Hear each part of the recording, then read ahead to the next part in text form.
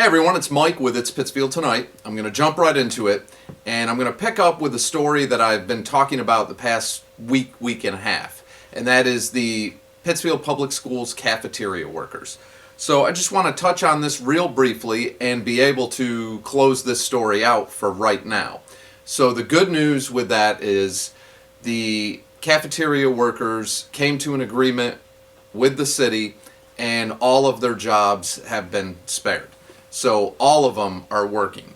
So that is really good news. So I guess from what I understand, the ones that didn't immediately go back to preparing food in the kitchen are about a dozen of them went into custodial work, sanitizing, things like that in the school. 4 of them went to bus monitor positions, and hopefully sometime within this month, within October, they all from mid-month to the end of the month are able to return back to the kitchen, because a lot of the restrictions are being eased back a little bit just because of the COVID numbers decreasing. We're doing pretty good there. So that's really good news, and I mean, I was really happy to see that that came to a conclusion on a positive note, and it just shows the power of community. Also, all the support for these workers, and they needed it. They really did, and they deserved it for what they did through the entire season preparing these grab-and-go meals. So that is great news. I was really, really happy to hear that, and hopefully, you know, I learned a lot about what they do, and I also learned that many of them are working below minimum wage. I hope that that's something that can be addressed soon too. That doesn't seem right to me. That doesn't seem like an easy job, and it definitely is a very important one. So I would think we could at least give these people working in these positions equal to state minimum wage. But anyway, that's it on that. So I will follow up with that if need be, if anything happens, but that ended on a good note. Another thing, you know, the restrictions, like I said, have been lightened up a little bit, and many of you saw there's an article in the Berkshire Eagle, or you can go to mass.gov. But starting on October 5th, so this coming Monday, lower risk communities will be able to do certain things, like indoor performances now. I think it's around 250 people that they'll be able to have for certain things. I know that affects some of our local businesses like Barrington Stage or even the Colonial Theater, I would think. But anyway, so the restrictions are lightening up for lower risk communities. So as long as your numbers stay where they're supposed to, it's probably on a scale where if the numbers go up, the restrictions go back up. But it looks like we're finally making some headway on this, because we have to get our businesses back open. Granted, we have to do it safely. I mean, we've come this far, and when everybody went through this entire crazy year, you don't want to just throw that away for nothing, but we have to get these businesses back up and going. So I just wanted to mention that also. If you haven't seen that, there's a really good article in the Berkshire Eagle on that. Check it out. Or you can go to mass.gov, and all the official regulations from the governor's office are on there also. So another thing I posted, and it's funny that I go to our parks a lot. Usually 3-4 times a week I go to all the different parks in the city. And I get a lot of good photos. I love, as people who've been following the page for a while, you know that photography is a big part of what I do, local photography, and especially wildlife photography. A lot of bird photography. So I went up to Osceola Park the other day, and I posted that I was, you know, a little disappointed to see what was happening with the rope tow. And this was not a jab at city workers. I think our city workers that work for DPW are great. I have a couple friends that work for the city that, again, they work their butts off every day. That's a hard job, a lot of physical labor, and it's a hard job. So it was definitely not a jab at them.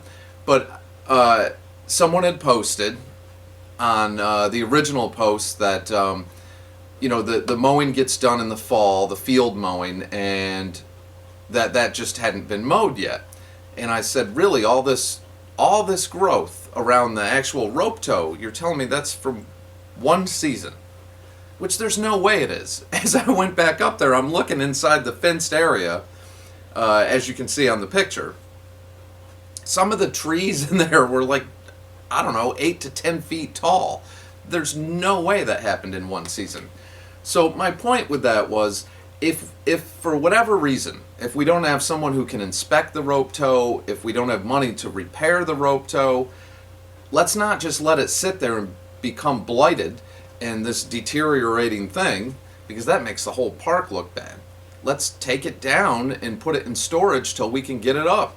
Meaning just at least take the rope off, and the part of the machine at the base of the hill that could be stored, and obviously you leave the poles and everything there, but store it and take care of it until we can figure out what we're going to do with it. But to just let it sit there, I thought that was wrong. That was the part I was upset about.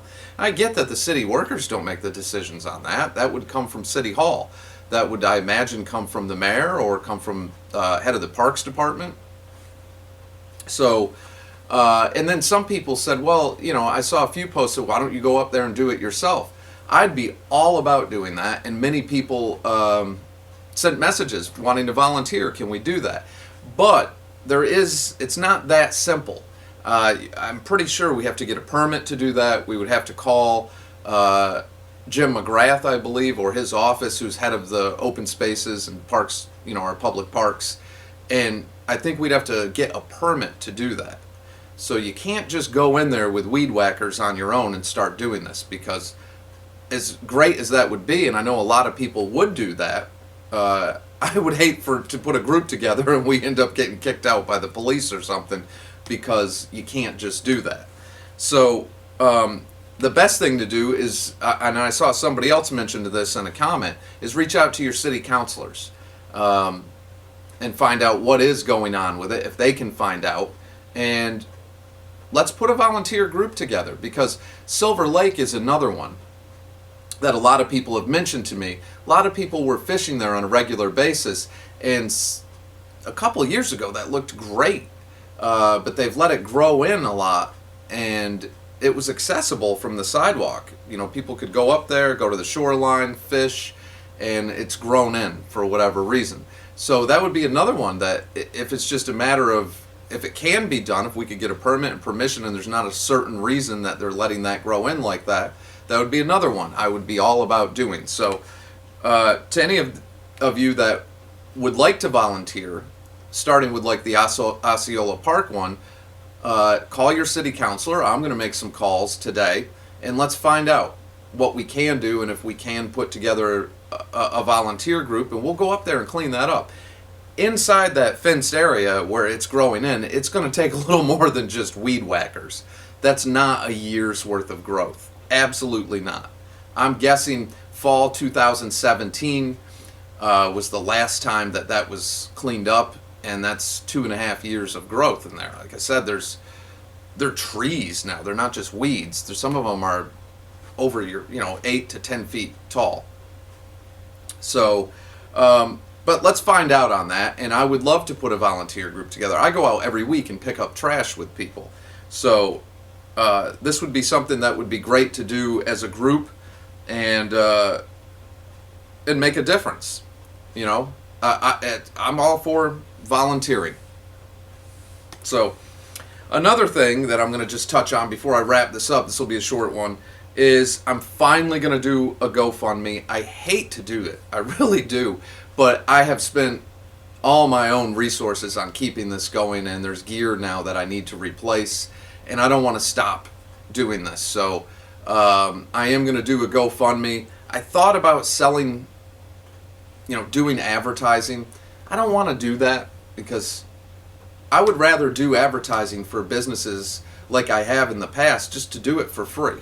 I think it's a way of giving back to the community and giving back to our local businesses. And I want to be able to continue to do that.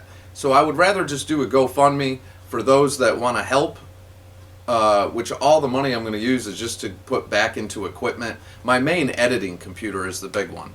So, but those who want to give, great. If you can't or you don't, that's okay too. I just want to keep it the way it is, where everything is free, including when I do ads for businesses and things like that. I'd rather just do them for free and be able to do them for any of our local businesses that need them.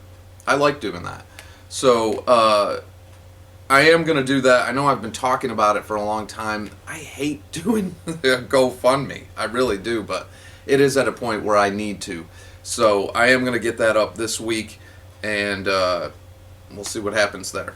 So that is it for now. Like I said, I am going to reach out myself. I'm going to make some phone calls and see what can be done. And for those of you that were interested in possibly going up to Osceola Park, we put a group of us together. We can bang that out in an hour. I just want to make sure it's something we can do and that the city would be okay with that. And if we need to get a permit, how we do that, to do that.